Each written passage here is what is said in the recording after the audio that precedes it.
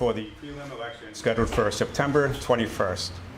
I'd like to welcome the viewers in the audience, those watching at home on Fall River Reporter's Facebook page, and on television on Channel 95, thanks to our partner, Fall River Community Media, for making this happen.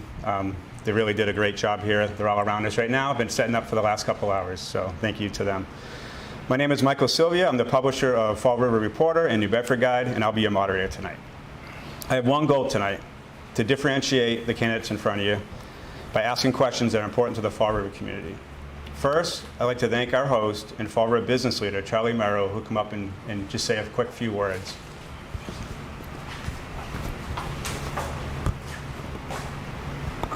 Thank you, Mike, and thank you, candidates.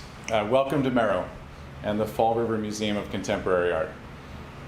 Something you probably don't know is that in this building there are 300 people, most of whom work in Fall River, and all of them are impacted by the outcome of this election. And I'm very proud that we're part of it, and I'm especially proud that we're sitting in an art museum in the center of Fall River. And during the debate, you'll hear cars going down Bedford Street, and I think it's a particularly appropriate setting that we're sitting in the center of a city having a debate about the city of Fall River. So thank you all for coming. Welcome to Mayoral. And if anybody is looking for work over the next several months, we're hiring in sales, purchasing, and sewing. Thank you so much. All right, let's get ready to rumble.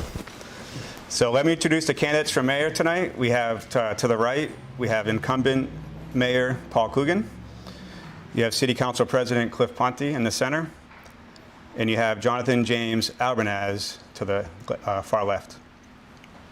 So the debate rules are simple. Each candidate will get a 2-minute opening statement. I'll then ask a series of questions. Each candidate will have 90 seconds to answer those questions.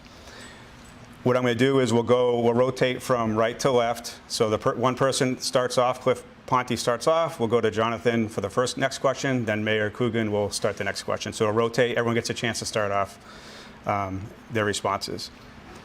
At the end, each candidate will have a 2-minute closing statement. So in the beginning of this, I did a random draw, and City Council Cliff Ponte got the first opening statement, so you can begin. Thank you. Thank you to Fall River Reporter Charlie Mayoral, Fall River Community Media for hosting this forum here tonight. And a special thank you to you who are watching at home, who are engaged in the election process. The purpose of tonight's forum is for you, the voters of Fall River, to decide who you'd like to lead this city over the next 2 years. Growing up in Fall River, I was fortunate. I've had some great teachers, coaches, and an amazing supporting family who is here with me here tonight, who taught me lessons, instilled in me character and integrity that I've taken to run successful businesses and serve as your city councilor. I seek the office of mayor with a clear understanding and the expectations, with a passion to lead this community. Not all decisions will be easy as mayor, and I'm not running to lead the city because it's easy, but rather I'm up for the challenge. Fall River deserves lean and competent government. Residents of Fall River deserve clean and safe streets. This election is about electing a true leader for our community, a leader for all residents of Fall River. My message throughout the campaign has been clear. A Ponte administration will utilize good government assessment when making decisions. The main question we will ask ourselves is this decision that we make the best interests of the people of Fall River? I pledge to do that every single day when I am elected mayor. And most importantly, electing a mayor and a leader who will bring character, energy, and a plan to move Fall River forward. Not just for the next 2 years, but for future generations. Thank you so much. Okay, Mr. Albanaz. Hello, my name is Jonathan James Albanaz, and I'm also running to be mayor of Fall River. I was born and raised in the city of Fall River. I went to Diamond Regional, the electronics shop, graduated from there, also graduated from Bristol Community College, all of which was following up the technical side of things in computer networking. I went to Johnson Wales University for a Bachelor's of Science degree in network engineering, worked in the professional industry for more than 10 years. Midway through, I also went and enrolled in graduate school at Northeastern University for a Master's of Science in Computer Science, while still working full-time at my current employer.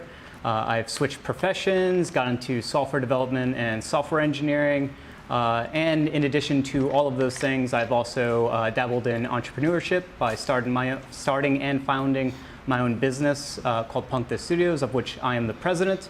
I have experiences in a multitude of different things, and I'm always actively pursuing new knowledge and educating both myself and others that I interact with. I serve as a mentor, both in the current job that I work as well as within the company that I've run. And people rely on me in order to get not only just a different individualistic perspective on things, but also rely on my expertise in what I can bring to the table.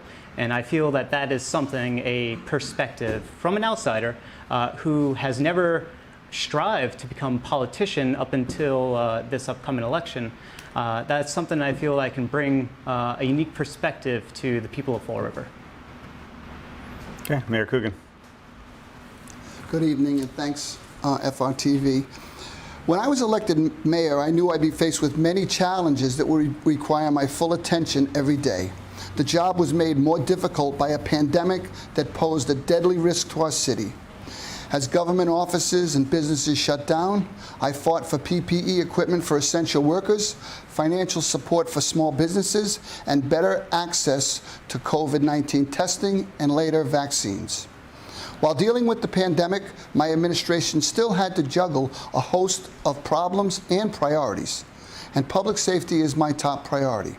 I appointed a new police chief, we conducted a professional audit of the police department, and we provided our officers with training and de-escalation and conversational Spanish.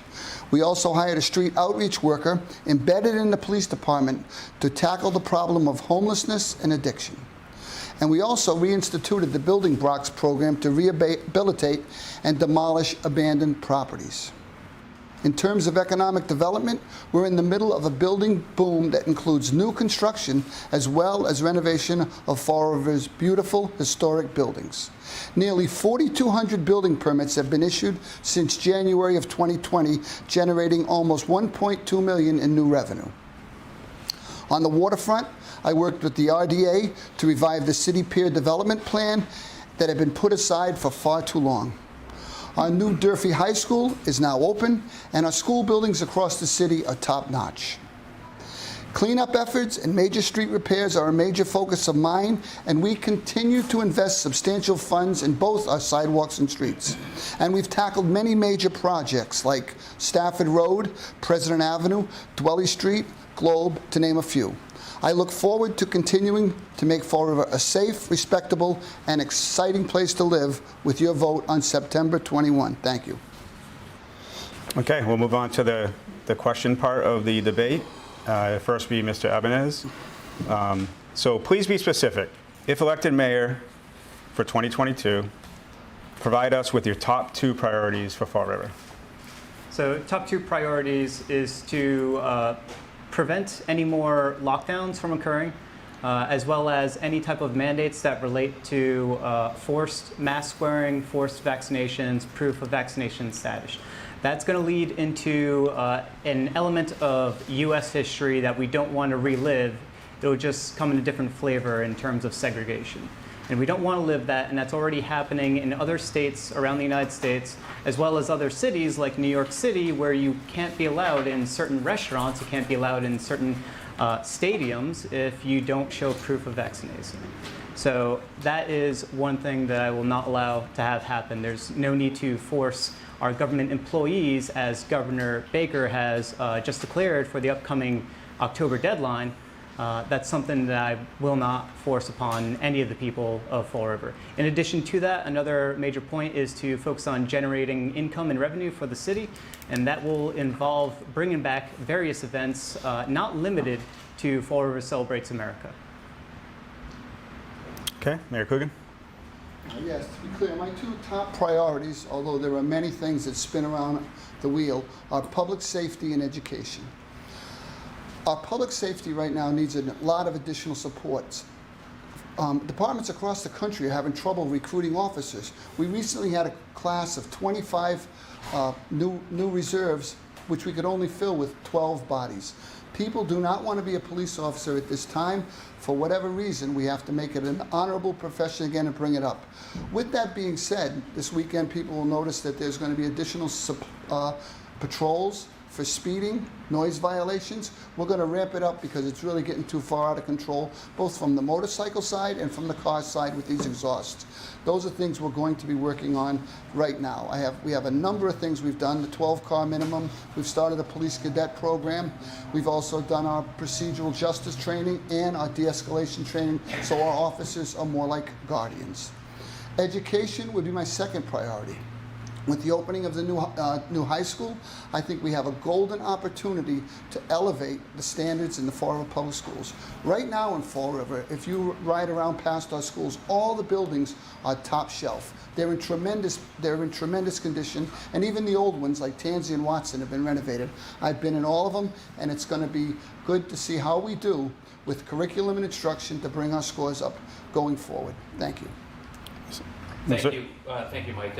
So I think the question was, what are your top 3 priorities? So the top two? Okay, top 2 priorities would be obviously providing financial relief to the taxpayers of the city, with a plan to actually provide financial relief to the taxpayers. I've outlined throughout the course of this campaign, and I'll continue to do that, a plan to actually provide financial relief to the community, which means actually holding your department heads accountable, making sure that water and sewer rates do not continue to always go up.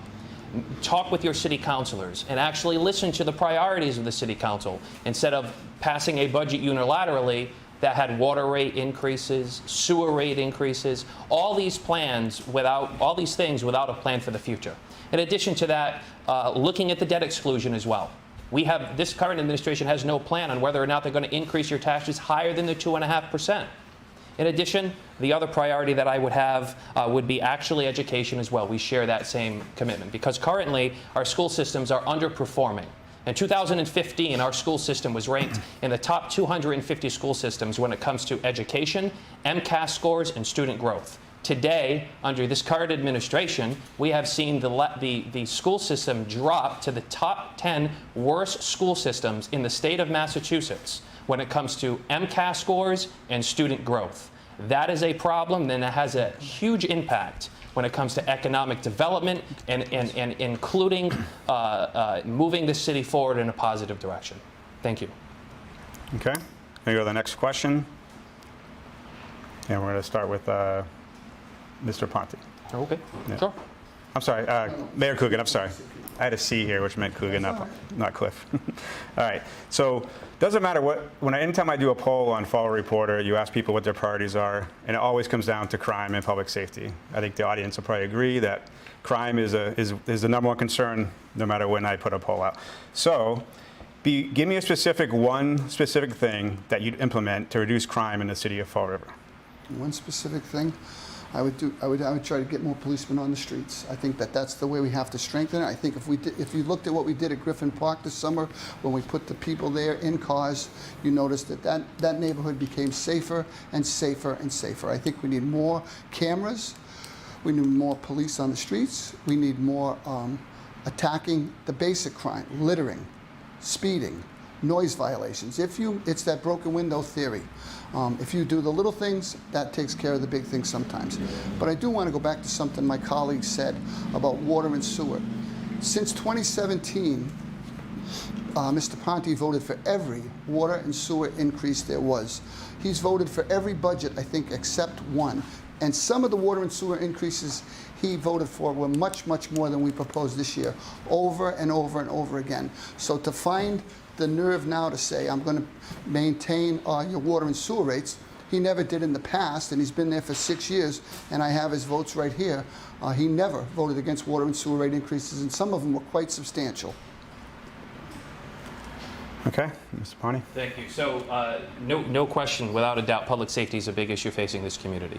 And what we need to do is obviously get more police officers on our streets, but we can do some basic things right now first. And that would be to reorganize our police department. Look into our vice and intelligence units and try to add more police officers that we currently have on payroll, which is 214 police officers on our payroll, and getting them on our streets and in our neighborhoods. That's what needs to happen. We can continue and sit here and talk about how we need more police on the streets, but let's do it right now. We don't need to wait for 12 police officers to be hired and go through the academy. We can go through our police department right now and reorganize and get more police on the streets. In addition, to answer the question, this is the only administration that has utilized one-time money to balance a budget in my 6 years on the city council.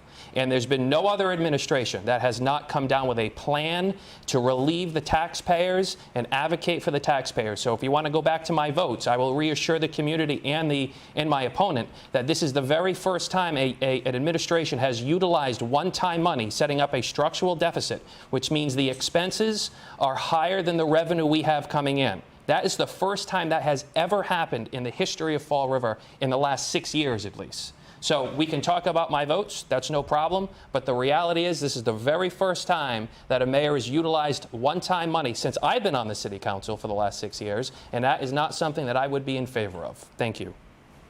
Albanese? With regard to public safety,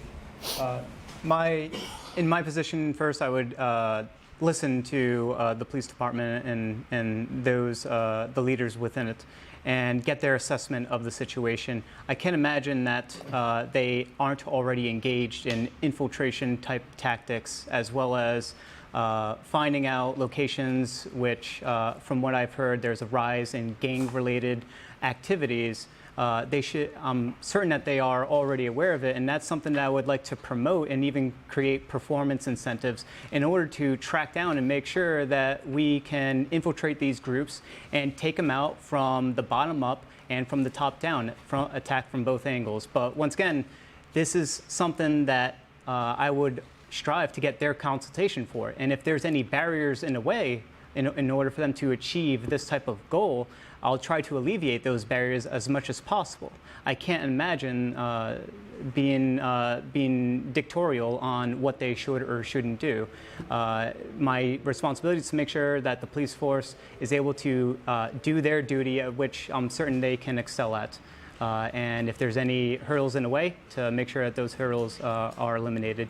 There is an issue relating to the rising crime, and that some part of it is due to the increase in illegal immigration and illegal immigrants that are here within the city of Fall River. So that's something that also needs to be looked into on the side. Next will be addiction. Thousands of families have been impacted by addiction in Fall River. Provide a specific policy you'd implement in 2022 to alleviate that. So we've had a serious issue in this community for many, many years on overdoses and the opioid issue facing this community, substance abuse, opioids. Without a question, since 2018, there's been 233 deaths of people who have overdosed in some way, shape, or form, and that is a problem. What we need to start doing is reestablishing support for these individuals who have these concerns, such as reestablishing the hub, which the mayor decided to abolish when he took office. The hub was a great resource that allowed people who were struggling, who had an opioid-related issue or substance abuse-related issue, to get services, not just from one group, but for all groups. We have a serious issue facing us in this city. Actually, the month of July was one of the largest months in the city's history over the last 5 years in terms of opioid-related overdoses. We need to do better. The residents of this community expect our leaders to do better. And that just doesn't mean showing up to events. That means actually doing the work. And I was at the overdose awareness event a couple of weeks ago on the 31st, and it touched me to see the number of families who have been impacted by such a terrible disease. And I believe all elected leaders, mayor, city council, and state delegations need to work collectively to address this issue, because it is a major issue facing us, and we cannot continue to ignore it. We need to support these folks, and we need to continue to make sure that this community is safe for everybody. Thank you. Mr. Albanese? Yeah, regarding opioid addiction, a lot of it stems from the overprescription that comes from medical doctors, where they prescribe medication that is too strong in cases of some of these opioids to patients that need it for pain relief and other reasons, and they get addicted to it. And that needs to be reassessed because the current primary care physicians shouldn't be in the business of treating issues like this to such a strong degree where they create patients that eventually become future addicts. Okay, Mayor Coogan. Okay. On the opioid problem in Fall River, we're going to have a press conference. This is great news for the city of Fall River. We just got a SAMHSA grant for $2 million, which will allow us to train people in using Narcan, give people mental health and addiction services where it happens. When we came to office, we did combine the groups into one big group to oversee all of our opioid programs. And as far as the opioid awareness night, I've been at that for the last 4 or 5 years, and I'll go to every one because it is a very big issue, and I've lost a lot of students from Durfee to opioids, and it is a terrible tragedy. It's also why we embedded a social worker in the police department. She goes out to the overdose sites to offer the person assistance right then, right there. We get them into a bed, we try to get them treatment. Today we had a meeting on another program we're going to be rolling out to try to get the addicted, mentally ill, homeless people additional supports so that we can get them off of our street corners and hopefully working. These people want to work, they need help, they need the proper training. We have to support them. This is a Fall River problem, a Massachusetts problem, a United States of America problem. And the sooner we tackle it with a holistic approach, I'm sure we can do better for our residents. I think that SAMHSA grant will give us the opportunity with our partner at STAR to target these people and get them the services they need to go back to living a fulfilling life. Okay, next question, we'll start with Mr. Albanaz. We're going to go address rents. Rents are extremely high in Fall River.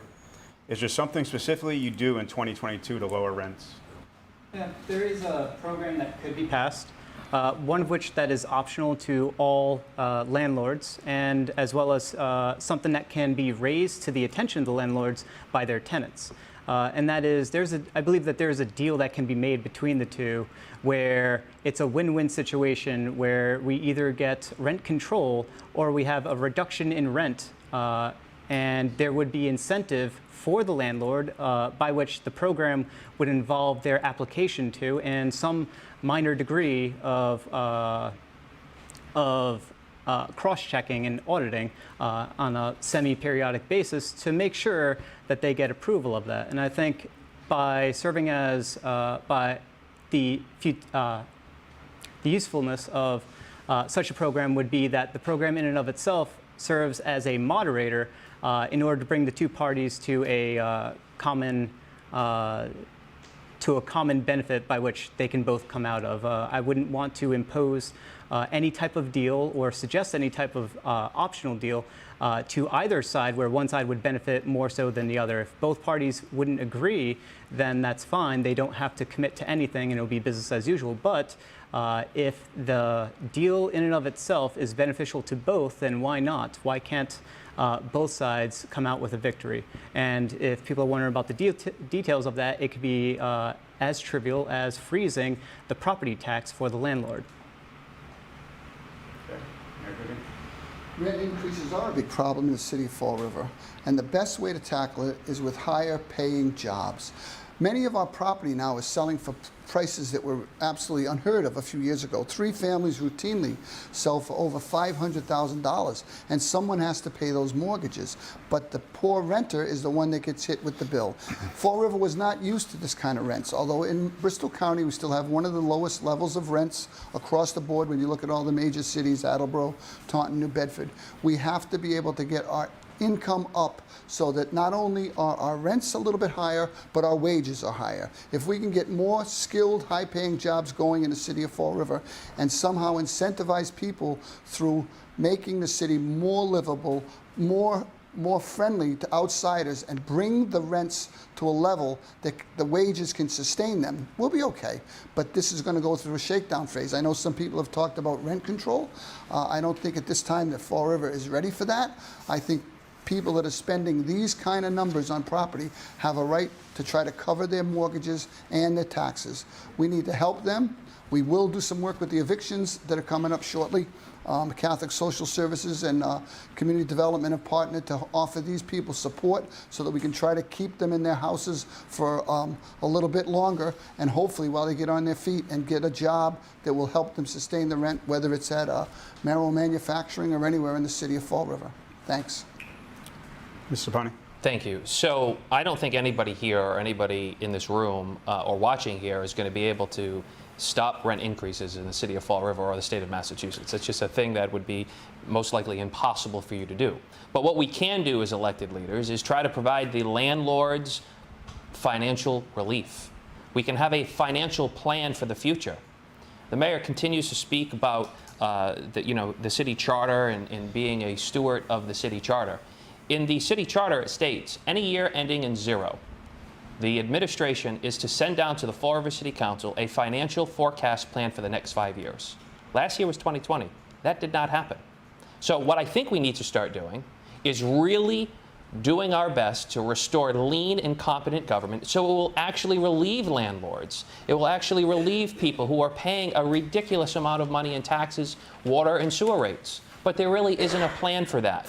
There is no plan from this current administration about how we are going to provide relief. In addition to that, let me remind you that this beautiful high school that we have, which I'm very happy that we have because I'm a Durfee grad as well, it's going to cost us money.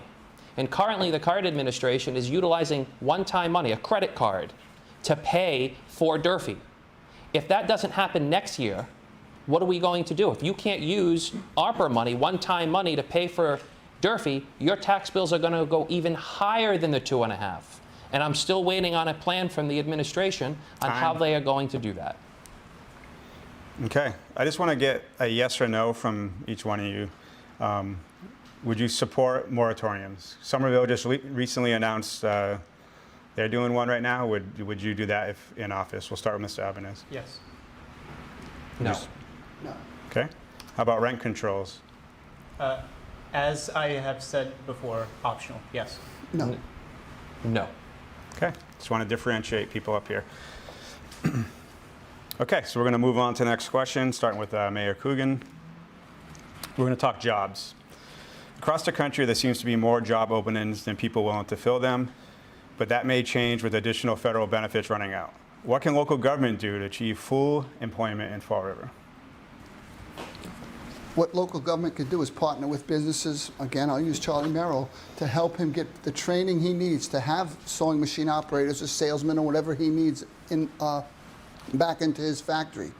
Across the city of Fall River, people are crying out for people to work in their businesses, whether it's fast food. I know people that are loading coolers and bars that are making $20 an hour now, unheard of prices. Jobs in Fall River are going to go calling. We also need to strengthen our vocational programs so that people that want to get the skills to make a living wage can get them. A lot of times people are using vocational education as an alternative to a comprehensive education, and that's not what it's for. It's to train people to get the jobs to live a good life. But with that being said, I'd like to go back to something Mr. Ponte said. We did give him a 5-year capital improvement plan. We gave him a copy of it in one of his things. He has it. On the Durfee vote, when the vote was given, when we asked the voters to support our school, we told them that the tax would start in '23. It hasn't started a day before. Next year it'll come on the budget. If we can find a way to keep it off with one-time money, I will keep it off. If he's determined to put it on, that's fine. ARPA money was given to cities and towns to use to fill these gaps. If we can use it, we're gonna. He voted for the new Durfee. He voted to schedule a special election, and he voted for the appropriation, knowing full well that that tax override would kick into effect in 2023. We're on schedule for that. If there's a way to keep it off of your tax bills, I am going to do it, even if I use one-time money. It's something we should do together, and if I can pull this off, then that's what we want to do. I don't even want that tax on you, but he voted for it, he supported it, and that's the way we decided it would go in 2023. He keeps talking about bringing it up now, but that's just words, because that's not happening. Okay, Mr. Ponte. Thank you. So there's one person sitting here who has employed over 30, 40 people at a given time, who owns businesses in this city, who understands the stresses of making payroll every single week, and understanding that we need to make sure that we provide opportunities for people. I haven't been sitting on the Fall River City Council for the last 6 years or in the school system for 30 years and talked about what I wanted to do. I've actually done it. I've opened businesses. I've restored property. I've given people opportunities to come and work and work in an environment that makes them feel honored and makes them feel happy to actually do. That's a success. I haven't just talked about it, I've done it. In addition, the mayor has actually just said to you, going back to the question on Durfee High School, yeah, I did vote for a new high school because we needed one. The place was falling apart. But what we haven't heard from him yet is a plan on trying to avoid it. He has actually just said that next year he's going to the debt exclusion and going over the 2.5. So if you're concerned about paying your taxes right now, you're going to be even more concerned next year because there is no plan from this current administration on paying for the high school. We have a budget in Fall River right now that the expenses are higher than the revenue we have coming in. And if the DLS does not allow us to use one-time money to fill a budget, we will have to go to the debt exclusion in November of this year. Mrs. Sahadi, his CFO, said that to the Fall River City Council. So that's the reality of the situation that's before us. And I think we still need a plan. I think it's an injustice to this community to say I'm going to the debt exclusion in 2023. Time. Okay, Mr. Albanese. Regarding to promoting economic growth, that's twofold. There's short-term and long-term things that we can put in place. Short-term promotion of local events, whether it be something very small like the farmers market, of which I'd like to see expanded and opened in more locations so that people in different areas of the city and different neighborhoods can have access to the various goods and foods that get offered, as well as the quality. And that would not only support the people of Fall River, that would support the surrounding neighbors of Fall River, where local well-grown, well-raised food is made.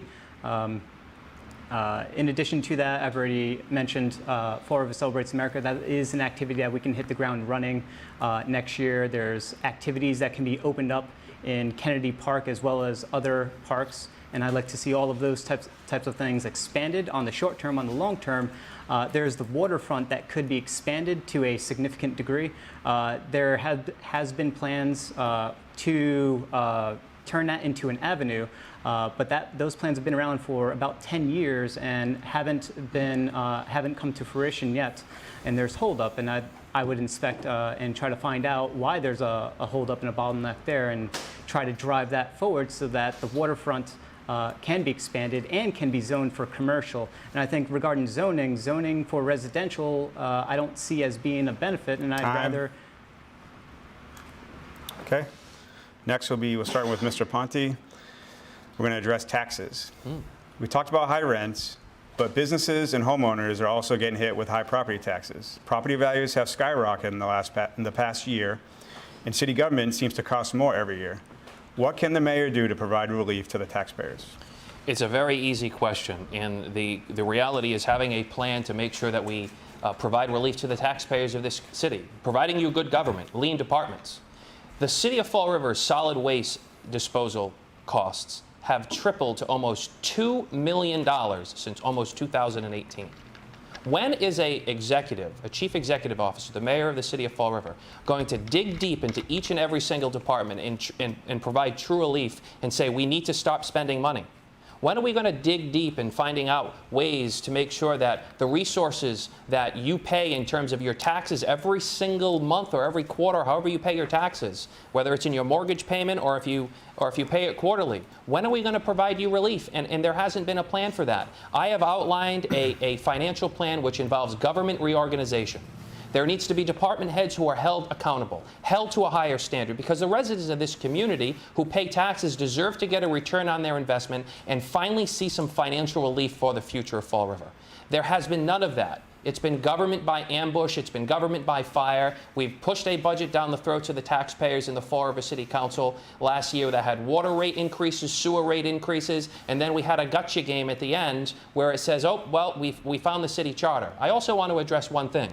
The mayor said that he sent down a capital plan. That's not what the charter says. We need a 5-year forecast and a financial plan about where this city's going in the next 5 years. We get capital plans every other year. So we need to find out what the plan is, and we don't have one yet. Thank you. One of the tasks I would like to push forward to each of the department heads is to conduct an audit for each and every department and figure out what can be cut. Last thing, of course, is being jobs and salary cuts, just finding unnecessary expenditures. I've already identified a few just going through the budget. For example, the water department, there's a couple of elements that are unnecessary within there that measure up to a few $100,000 that could be cut from the budget. And each of these individual cuts that can be identified, each of those are opportunities to bring tax relief to the people of Fall River. The last thing I would ever want to do is to raise property tax as well as the water tax or introduce any new unnecessary fees. There wouldn't be any new trash collection fees or anything of that nature, no purchasing of trash bags or anything like that. There's already too heavy of a tax placed upon the people, and any type of taxation without the ongoing consent of the people, if you ask me, is a minor oppression by the government. Okay. Screaming. Well, that was a mouthful from Cliff. Let's face what happened here. He's not offered $1 in cuts on last year's budget. Not 50 cents, not a dollar. They had the budget for 45 days, and they fiddled and diddled, and they let the clock run out. We gave it to them when we were obligated to. They did nothing.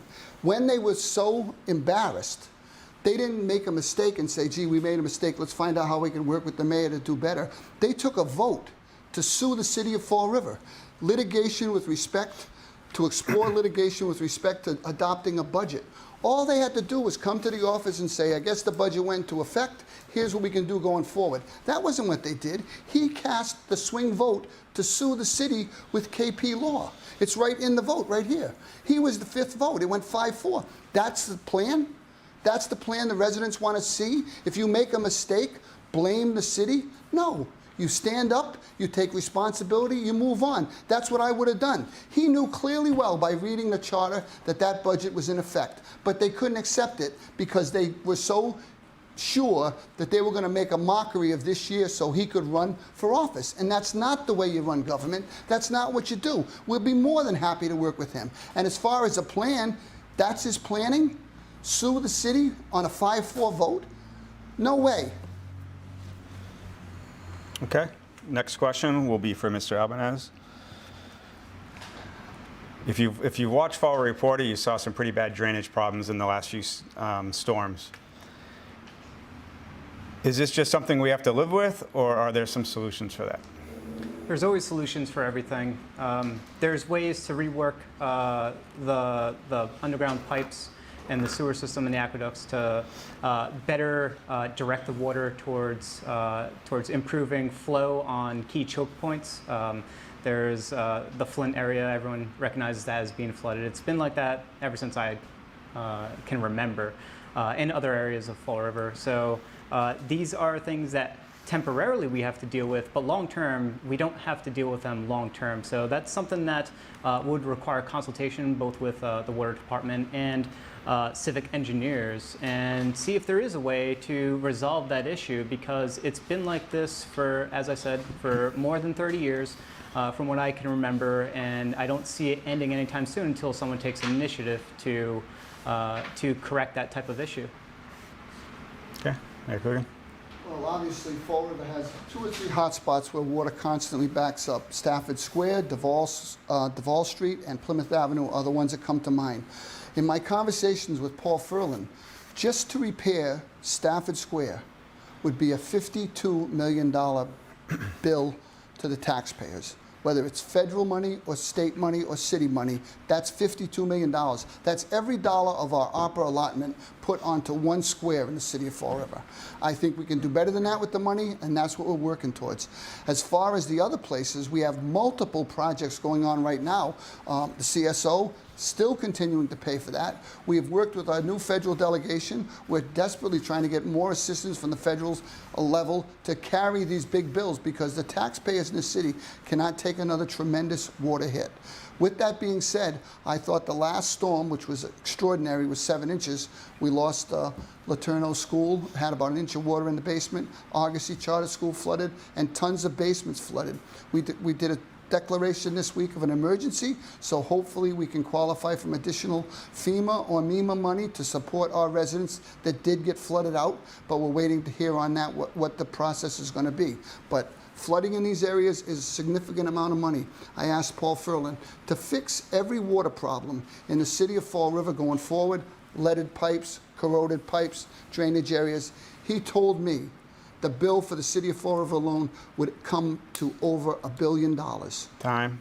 We need to create a 10-year utility water infrastructure plan for the city. They're sitting in offices at City Hall that are probably about this thick, that show that streets that need to be done, that shows that we have areas of concern in our city. And again, there's no plan from this current administration on how to fix it, pay for it, or work to do it.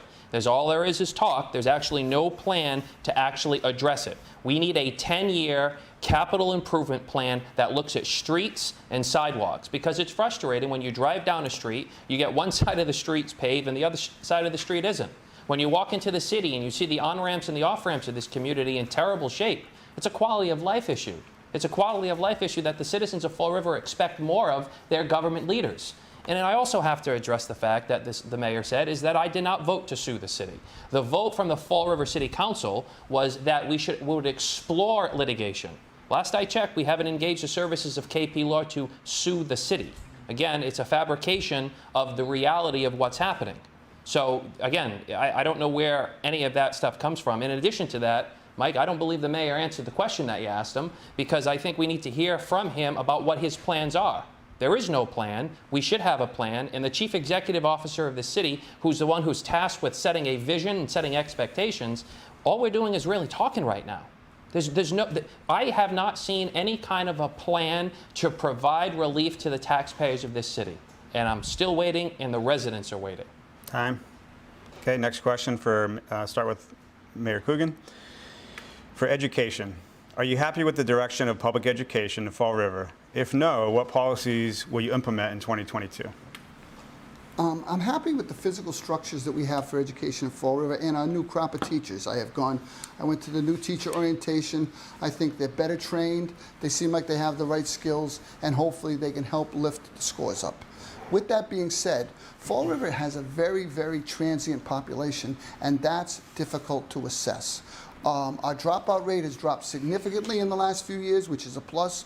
Our attendance rate still needs work, and our instruction and curriculum needs strengthening. Those are things we're working on with our new superintendent, Maria Ponce, and I'm hoping going forward the scores do change. But to get back to my opponent, the plan he had for the budget was no plan. He sat there, let the clock run out, and then decided to explore litigation. Now, I don't know what he wants to do if it's not sue the city. Does he want to send us a card saying, please bring the budget back? We can't do that. The budget was in effect by the charter. So explore litigation, I look at that as a lawsuit. Now, if they didn't sue us because they had no case, that's not what his vote was for. His vote was to sue the city, but he had no case. So he couldn't sue us. We did the right thing. We followed the rules. And instead of being upfront and coming to us and say, let's work on some plans together and put some things in the budget that we'd like to see, you'd like to see, and let's go forward from there, they took this vote and then they did nothing. So why would you take a vote to do nothing? Their vote went nowhere. We've never heard from KP Law. We've never heard from the council president or anything. Time. My position is that is no plan. Okay, Mr. Ponte. Thank you, Mike. So what I think a big answer is education is we got to get our scores back. And we need to improve our scores, and we need to make sure that our teachers are getting resources in our classrooms, because something's not working right now. And as chair of the school committee, as mayor, that is going to be a priority, working with 3 new school committee members to get our scores back on track. But a very simple policy that can be done is we can work with our school committee on implementing a free pre-K for all students, or 4 years old. That will provide relief to the families who are paying for daycare services and start getting our children educated today.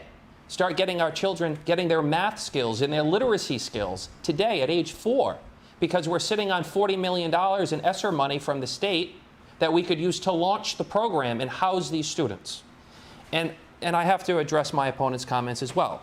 It is so disheartening to the community for him to continue to sit here and tell us that the clock ran out and, we had no choice, because that's not what a good leader does. A good leader doesn't send a text message to his CFO and city administrator at 3:32 in the afternoon asking, from his city administrator asking, do we get the green light on the budget? Have you done the press release yet? That's not what a good leader does. A good leader doesn't do a gotcha game and says, oh, it passed, budget passed with water rate, sewer rate, tax increases. None of that happened. That's not a leader. A leader unites people and listens to its legislative body, which this administration hasn't done. Mr. Albanese? Yeah, regarding education, there's both a short-term and a long-term potential solution to that. Short-term, the impact on education is very direct in that the mask-wearing mandates, those would end immediately, as well as any necessary learning from home type of activities that can remain an option for those who would like to receive that option. But regarding mask wearing, that too would also be optional. There wouldn't be any student that doesn't want to wear a mask. They won't be forced to wear a mask. On the long term, there will be a curriculum review regarding the material that's being taught to the students. We should switch back to classical education that focuses on mathematics, on sciences, and on English, and other things that are very, that can be used throughout day-to-day activities. Things like understanding economics and civil, getting engaged with the civil structure of both the local government, the federal government, etc. Okay, thank you. Okay, so we're gonna, next question for Mr. Ponte. So we have a mayor, we have a legislator, we have a business owner. We all learned pretty important lessons in the last year with COVID. We have people in the audience we still have to wear masks. We have new variants, seems like every few months. What have you learned from COVID in the last year that you can bring to the mayor's office in 2022? So, I don't think anybody was ever going to be prepared for such a crazy pandemic, right? I think what we learned as leaders is that we need to make sure that we have to plan for the unexpected. We have to start planning to see if something crazy like that were to happen, that we're prepared to take it and not rely on a handout or rely on monies from the federal government to move this city forward. That is what the ringing thing to me was. And one of the other things that I took away from it, as challenging of a year as it has been for everybody, is that this community came together pretty strong. And the Fall River City Council, Councilor Lee and Councilor Peckham, filing resolutions to help businesses, reimburse them for their fees, for their business fees, for their licenses.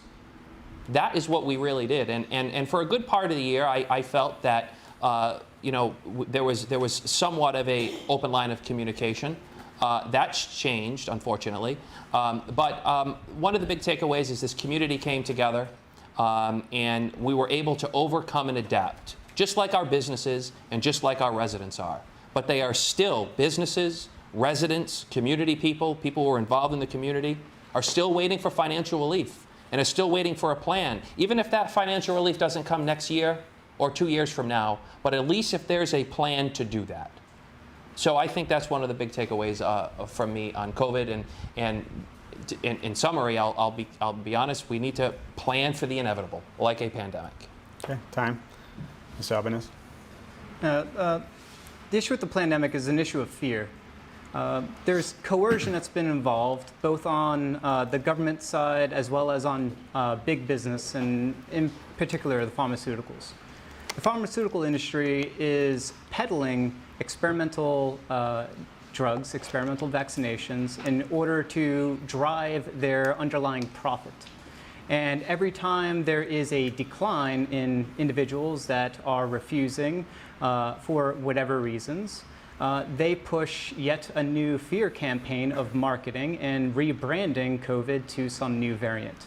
So what I suggest to people is perhaps everything you see on TV isn't actual reality, and what might be actual reality is perhaps something that's less scary to begin with. there's natural things that you can just get in order to ensure overall quality of health. I looked into data collected from Europe. This is over a year ago. That those who died with COVID had 10 times a lower amount, they were 10 times more likely to die with COVID if their vitamin D3, not D2, not D, D3 specifically, if their vitamin D3 levels were lower than sufficient. So why isn't the news or people in government or whatever, any kind of influencer or leader, why aren't they promoting people just get some natural D3 that comes from the sunlight directly? Your body naturally synthesizes that. You can also supplement that. So these are just some of the things that perhaps you should be questioning. Time. Why. Okay. Mayor Coogan? What I took away from the last 2 years is that Fall River needs a full-time steward. They need someone that's keeping their eye on the prize every single day. In the words of Mike Tyson, a plan is no good as soon as you get punched in the mouth. And in Fall River, when we got hit with COVID, that was our punch in the mouth.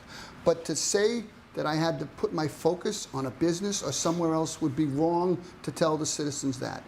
Fall River needed a mayor that would deliver food, go pick up masks, make hand sanitizer with friends down on Slade Street. They needed a hands-on, full-time mayor, not a ceremonial mayor. Ceremonies are the easiest part of our jobs. There's nothing about the job that's ceremonial when people need food and they're trapped in a house with COVID. Someone's got to bring it on a Friday afternoon at 5 o'clock, and I would be gladly the one to load my car and go. That's what I learned from this job. It is not something that you can punch a clock and say, boy, it's 5 o'clock, I'm going to my other position now, or by the way, time to go home. You're there all the time, you're on call all the time. It's a full-time position, not a part-time or ceremonial position. That's what I learned. I thought I worked full-time at Durfee when I was there, but this is more hours than that, and it's every day of the week. In the last 2 years, I think I've taken a 4-day vacation, and even then I stayed in Massachusetts. But I know what the citizens need. They need someone totally committed to the city, and that's me in an open and honest and transparent way. Okay, so we have enough time for about a 30-second question and then to closing statements, but I want to fit in something real quick. If you could, and we're going to start with Mr. Albanese. If there's one thing you can cut, you have carte blanche to just cut from the city budget, what would it be? 30 seconds. I'd like to just take some time to get, I think what's more important is what each of the other candidates can answer regarding whether there's going to be mandatory vaccination status or mandatory vaccine requirements to the public workers, as well as a continuation of forced mask wearing. And I think all the people of Fall River, a lot of people are losing their jobs or are in fear of losing their jobs, and I think they need answers. Okay. My cut would be to go and cut surplus land from the city of Fall River. We recently sold a piece of land up on North Main Street that brought $500,000 to the city treasury. There are other pieces sprinkled around the city. Working with the council, we did the Abutters Lot program to help move some of this stuff. I look at that as new money in the form of a cut, cutting surplus land so that we can put the money in the stabilization account to go forward to build up something a little bit stronger. It's time to rein in the continued expenses over and over and over again of capital needs, that when we have capital needs in a city and we have idle money being sitting in our accounts from other capital projects that we sometimes don't even look at. So what I would like to start seeing is having a whole approach, a whole plan about addressing capital needs instead of putting some of them in our operating budgets. That would be one of the things we'd look at. Okay, so we are out of time, and we'll now proceed to the closing statements. Since we started with Mr. Ponte, then we went to Mr. Albanese, and then Mayor Coogan. We're going to go in reverse order. You get to start first, Mayor Coogan. I want to thank the residents of Fall River not only for listening to the debate tonight, but for giving me the opportunity to serve you as your mayor. Despite the challenges and long days, it's been a privilege of a lifetime for me. I love the city of Fall River, and I have done what I believe is best for our residents at every single turn. I've worked hard for all of you, and I've loved every challenging moment. I believe I brought stability, integrity, and transparency back to the 6th floor. Over the last 2 years, I've built fantastic working relationships with our elected officials ranging from the state to national level. Our administration has begun rebuilding the trust and respect for Fall River that we had lost, but we so deserve. These strong partnerships with our state officials, our congressmen, our senators, our governor, have already benefited our city greatly. I have built strong partnerships with our schools, our service providers, our arts community, and other businesses. While I may have differences with the City Council, I look forward to coming together so that we can find common ground and a way to best serve the city. I feel great hope and faith in the bright future of Fall River. While I have loved my time in office, I cannot say there have not been hiccups or roadblocks. The global pandemic interrupted my first term after only 3 months. I am so proud of the administration's response and the work we accomplished during this time of crisis. However, the simple truth of the pandemic meant that many projects, events, and plans that we had in mind for the first term were turned upside down. Tonight, I have talked about all that we have accomplished in my first term. However, there's still plenty more to do in the next 2 years. I am both honored and excited to lead Fall River, and I ask for your chance to continue to do both. I respectfully ask for your vote on Tuesday, September 21. Thank you. Okay, Mr. Albanese. Okay. So I'd like to ask each of you to take a moment after this event and reflect a little. Reflect on what it is about America and what it is about this country that you love. What is it about America, about the Constitution, about the notion of freedom and your personal sovereignty that you believe is sacred? Do you believe it's right that one group of people, whether they be a majority or an overwhelming majority, should have some say, some control and forcing of a minority group in an oppressive manner dictate to them what they should or shouldn't do? And nothing else is more sacred than your own physical body. So that is an issue that has been raised back in 2020, and it's going to be an ongoing and continuous issue because things are going to continue even though it seems like it isn't right now in the current summertime. And you should also reconsider whether the government should be responsible for telling you what to do and whether it should be you who tells the government what to do. And I tend to believe that it should be us, the people, telling the government what to do because the government is us. We run the government and we should be in charge of how it should run and operate both on a local level, state level, and federal level. So with that being said, if you agree with anything that I have said and sort of the direction and the perspectives that I have, perhaps consider voting for me, Jonathan James Albanese, for mayor. Okay, Mr. Ponte. Thank you, and thank you for your time. And one thing I can say is this debate wasn't long enough to speak about the issues that we have, and I'd urge that my opponent, who is scheduled to do a debate with me on Friday, agree to the time that was already agreed upon for 2 hours instead of cutting it back to 1. The decision to run for the highest office in the city of Fall River is not something that I have taken lightly. Getting elected to serve this community as mayor is a position that I will never take for granted. I'm running for mayor because the city needs a collaborative leader who has a plan and who does not shy away from making a decision. The city of Fall River needs good government. It needs a mayor who will do what's right for Fall River. A mayor who will require lean and competent departments. A mayor who has a plan for the future because the current administration has no plan to move Fall River forward and no plans to provide you financial relief. And a mayor who will say enough is enough and provide you, the people of Fall River, relief. On Tuesday, September 21st, I need, and I once again respectfully ask for your vote for mayor. Thank you, and God bless. Okay, so I'd like to thank all the 3 candidates for showing up tonight. I'd like to thank everyone who decided to show up and watch this in person. Make sure you vote on September 21st. This is your right, and this is kind of your duty. And if you want to have a voice in the direction of Fall River, you need to show up. So thank you for tuning in, and good night.